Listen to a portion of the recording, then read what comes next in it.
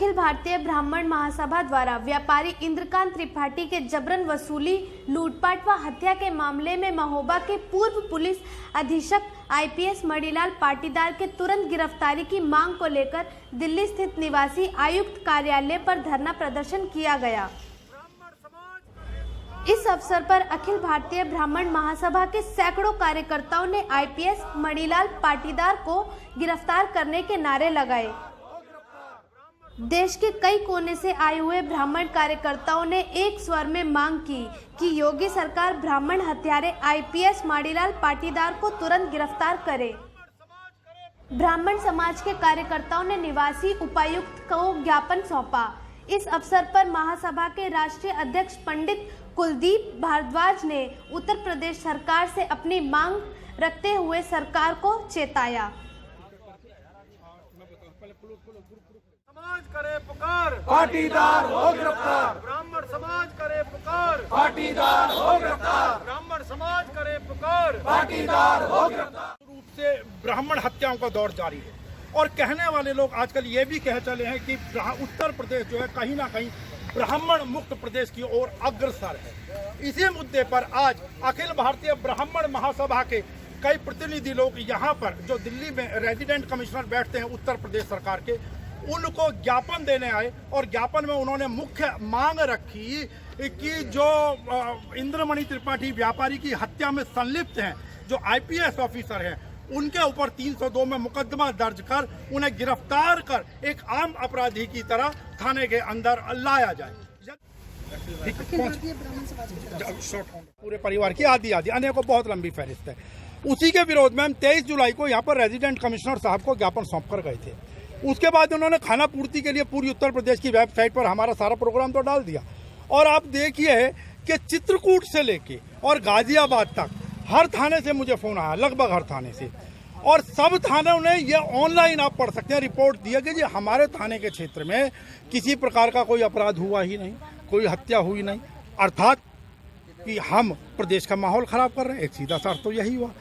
अगर हम बात करें अभी वर्तमान में केंद्र की सरकार है, केंद्र की सरकार जो कि साफ तौर पर माननीय प्रधानमंत्री महोदय से लेकर उत्तर प्रदेश के माननीय मुख्यमंत्री जो है योगी आदित्यनाथ जी का स्पष्ट तौर पर कहना है कि जाति धर्म संप्रदाय से परे हटकर हम लोग राष्ट्र की एकता अखंडता एकजुटता समरसता के लिए कार्य कर रहे हैं, लेकिन फिर भी दिन प्रतिदिन जातिवादी जो चीजें हैं उनको बढ़ावा मिल रहा है। तो इस पर क्या कहना चाहेंगे? देखिए, जातिवाद तो सरकार ही बढ़ा रही है, चाहे किसी भी दल की, मैं खाली बीजेपी की बात नहीं कर रहा। जातिवाद तो उन्होंने शुरू से बढ़ाया, हमारे साथ तो शुरू से भेदभाव हो रहा है। अभी भी जो वो क्या नाम है यूनिटी सिविल कोड क्या वो जो ला रहे हैं उसके अंदर भी क्या उसके अंदर वो आरक्षण को खत्म कर रहे हैं? नहीं कर रहे हैं। भेदभाव तो था, है और अभी बहुत जल्दी समाप्त होने की कोई उम्मीद नहीं है। अब प्रश्न ये कि जो एक मुख्य मांग जिसके लिए आज अखिल भारतीय ब्राह्मण महासभा यहाँ पर आया वो ये है कि जो व्यवसायी है वहाँ पर इंद्रकांत त्रिपाठी, उससे एक्सटॉर्शन मनी मांगी गई, लूटा गया और उसके बार बार वीडियो वायरल करने के बावजूद भी उसकी हत्या कर दी गई। लेकिन आपने जैसा अभी कहा कि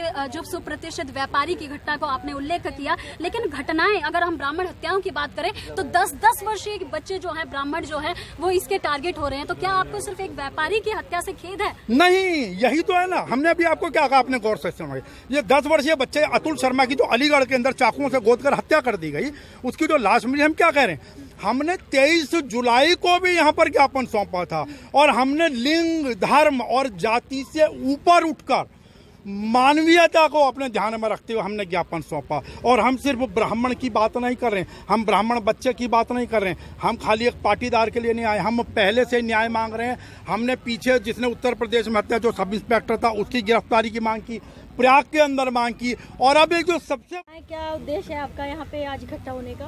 देखिए, मैं यहाँ पे आज किसान विरोधी आंदोलन में आया हुआ था।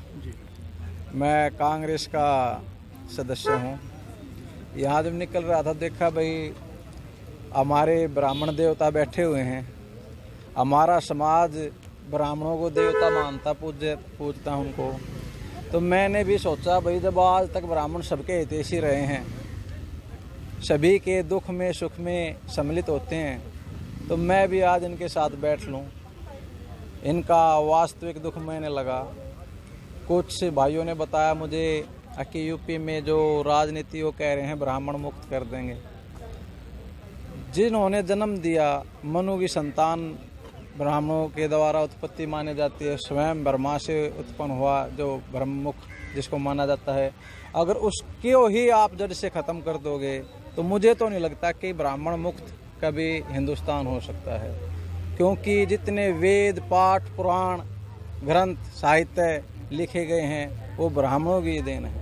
ऋषि जी, बात यह है, ब्राह्मण मुक्त से अर्थ ये नहीं है कि आप कहीं भी कोई ब्राह्मण धरती से खत्म हो जाएंगे। प्रश्न ये कि जब एक जगह पर उनके साथ नाइंसाफी होने लगे, जब उनके साथ अन्याय होने लगे, उनकी हत्याएं होने लगे, जिस प्रकार कश्मीर के अंदर कहा जाता था कि ब्राह्मणों ने वहां से पलायन किया, कश्मीरी ब्राह्मणों ने, तो अगर इस प्रकार ब्राह्मण डर के माहौल से पलायन करने लगेंगे तो व्यक्ति क्या कहेगा, यही कहा देखो जी, सबसे पहले तो मैं आपका प्रश्न का जवाब दूंगा कि कश्मीर से ब्राह्मण पलायन कर गया। कभी भी ब्राह्मण कहीं से पलायन ही नहीं करता। कश्मीर को ब्राह्मणों ने नहीं छोड़ा ना। आज अगर आप वो करेंगे, अगर क्वांटिटी देखेंगे, कश्मीर में आज हिंदुओं की संख्या ब्राह्मणों की ज़्यादा मिलेंगी। ब्राह्मण कहीं से कुछ नहीं छोड़ता जी। ये कहने की बात है कि ब्राह्मण वहाँ से भाग गया, नहीं। कश्मीर में जितने भी कश्मीरी होते हैं उनको पंडित के नाम से जाना जाता है, और जो वहाँ पे बर्बरता हुई तो उस पे तो जी, आपका कहने का मतलब ये है कि इस समय उत्तर प्रदेश के अंदर ब्राह्मणों के साथ कोई नाइंसाफी नहीं है? नहीं जी, बहुत बड़ी बर्बरता है। आप अपनी पार्टी को ओवर रूल करके आए, एक जातिगत संगठन के कार्यक्रम के अंदर आ गए। बिल्कुल बिल्कुल, मैं इसमें कोई राजनीति का विषय नहीं लूंगा, और ना ही पहले राजनीतिक दल से पहले ब्राह्मण होना ज्यादा पसंद कर रहे हैं। बिल्कुल जी बिल्कुल, हमने जहाँ पे जन्म लिया है, जहाँ पे देखो हिंदू होना सबसे ज़्यादा पसंद। अगर हिंदू में या फिर कहीं पे भी किसी भी मजहब पर अगर चोट लगती है, चाहे वो किसी पुलिस वाले की वजह से लगे या फिर वो किसी क्रिमिनल की वजह से लगे, तो वो आदमी बराबर का गुनहगार है। आज जिस प्रकार ये संगठन मांग कर रहा है कि आईपीएस ऑफिसर की गिरफ्तारी की जाए, अगर मान लीजिए यहाँ से गिरफ्तारी नहीं होती है, जैसा भी संगठन की मांग है अखिल भारतीय ब्राह्मण महासभा की, 8-10 दिन के अंदर नहीं होती है, तो क्या आगे आने वाले आंदोलन के अंदर आप इसी प्रकार कंधे से कंधा मिलाकर खड़े देखो जी, ये मास्क है, मास्क ना लगाने का मतलब मैंने चेहरा बिल्कुल दिखा रखा है। गुनाह है तो पर्दानशी नहीं होना चाहिए, उसको साफ करो। अगर गुनाह किया है तो उसको गिरफ्तार करो। मैं खुलेआम इसका विरोध करता हूँ। ये विरोध करने का भगवान परशुराम की जय, ब्राह्मण एकता जिंदाबाद, ब्राह्मण एकता जिंदाबाद, ब्राह्मण एकता जिंदाबाद।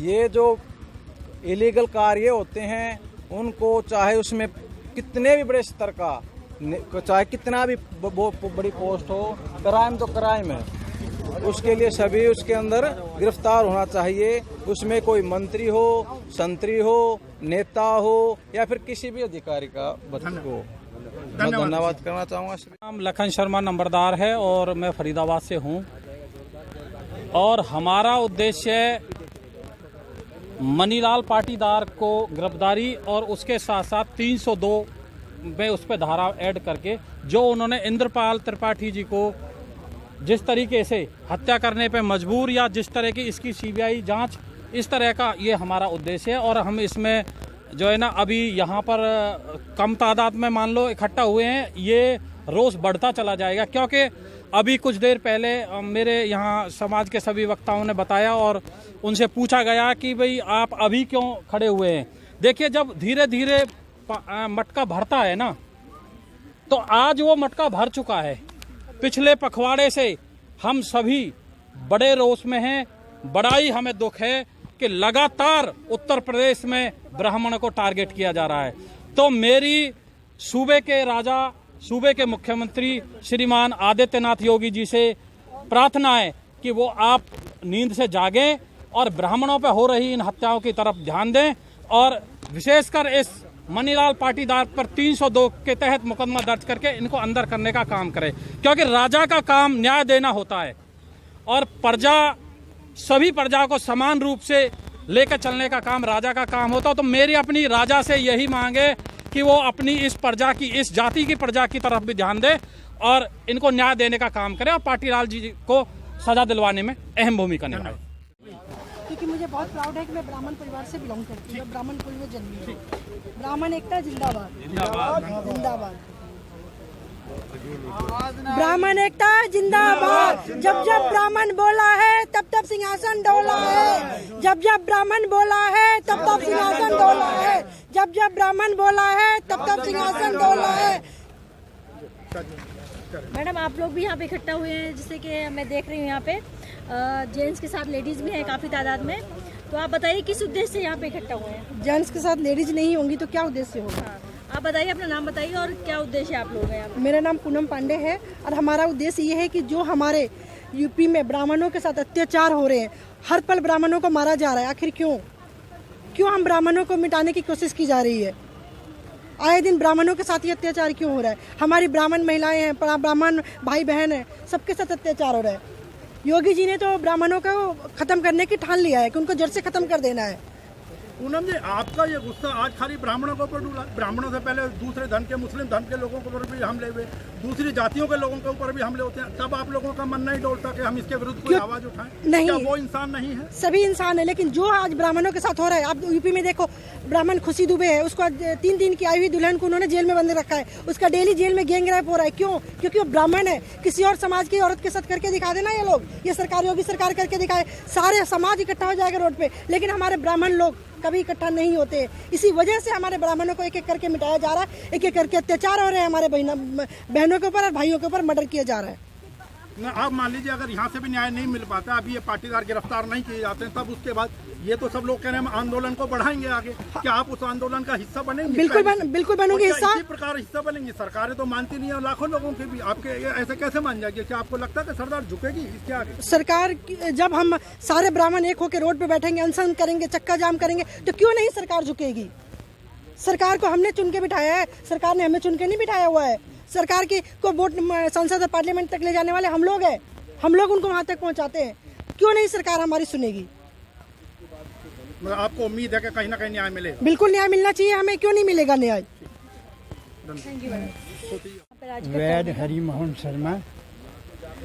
आज जो ब्राह्मण समाज महुआ उत्तर प्रदेश में बहुत कम लोग जानते भी और नहीं भी जानते, इस स्थान को मैं एक चीज़ बता रहा हूँ कि जिस युग में भी, चाहे सतयुग हो, चाहे द्वापर युग हो, चाहे त्रेता युग हो, और अब इस समय कलयुग है, जिस समय ब्राह्मणों पे अत्याचार होते हैं तो कहीं ना कहीं यही वर्णन आता है कि भगवान पृथ्वी पर आ रहे हैं।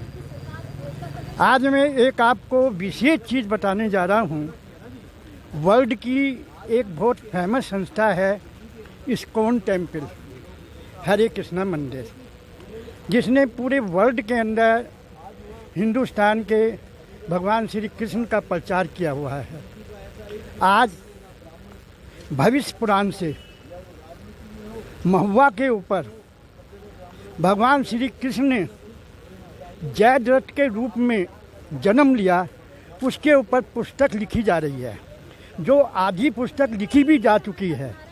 और जिस समय ये पुस्तक लिखी जा रही है उसी समय भगवान के उस नगरी के अंदर ब्राह्मणों पर अत्याचार हो रहा है। जिस समय इस्कॉन मंदिर महुआ के अंदर एक बहुत बड़ा मंदिर बनाने के लिए संकल्प लिए हुए हैं, उस स्थान पर त्रिपाठी जी ब्राह्मण के ऊपर एक ऐसा अत्याचार कि उसको बिना बताए उसकी हत्या कर दी जाती है। और आज ब्राह्मण समाज यदि उनके खिलाफ बोल रहा है तो कोई अन्याय नहीं कर रहा है। ब्राह्मण समाज एक मांग कर रहा है, जिसने भी हत्या करी है, चाहे वो IPS अधिकारी है, चाहे कोई भी है, उसके खिलाफ जैसे एक समाज के अंदर सज़ा दी जाती है उसी तरह की मांग रखे हुए है। कोई अन्यायपूर्ण कोई भी व्यवहार ब्राह्मण समाज नहीं कर रहा। तो उसी मांग को रखते हुए ब्राह्मण समाज की मांग को माना जाए और भगवान कृष्ण का ध्यान किया जाए। Thank you.